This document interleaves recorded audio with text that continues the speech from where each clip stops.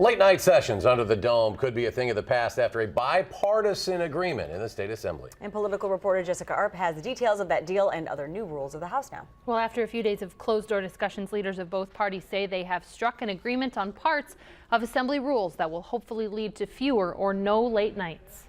The next resolution is going to show the first assembly session day of the year began with a 5-hour time limit. Gentlemen from the 66th, you have 2 minutes on tabling. And a stricter adherence to parliamentary procedure after a bipartisan deal is struck this week. We are going to stop all-night sessions. That is the reason that we sat down and made this agreement. Republican and Democratic leaders say to avoid overnighters like they had 11 times last session, they will meet before each session day and set a limit to how much time a bill can be discussed. Is it possible that on incredibly contentious issues we might go past a certain time? It's possible, but it's certainly not our goal, and that's why we can confidently say that we are going to stick to our agreement as much as possible to stop those all-night sessions. We think it'll be the exception rather than the rule, and if things go as well as we hope, maybe it won't happen at all this session. But agreement on new rules stopped there. The absurdity of what's being proposed here today in these rules befuddles me, to say the very least. We're going to say that kids with books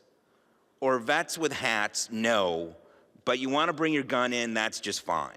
As Republicans also proposed restrictions on what could be taken into assembly galleries, including computers, phones, bags, hats, and printed material.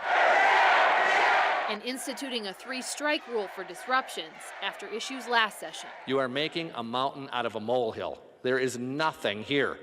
All we're saying is people, if they chose to fill up these galleries, are welcome to observe.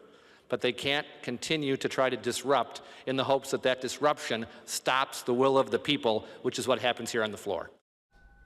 Lawmakers said they would also agree to limit the number of contentious issues that would come up on each session day and agree to caucus before sessions so that they would begin at a scheduled time rather than meeting in party meetings for undetermined amounts of time and then not knowing really when a session would start. But you're saying that Republicans are reserving the right to some stricter rules? Well, that's right. Speaker Voss said actually that he had introduced but would not take up more strict rules for the assembly, which would include a time certain end for debate, but he wouldn't bring those up unless members don't stick to the rules of this agreement. All right, Jessica, thanks.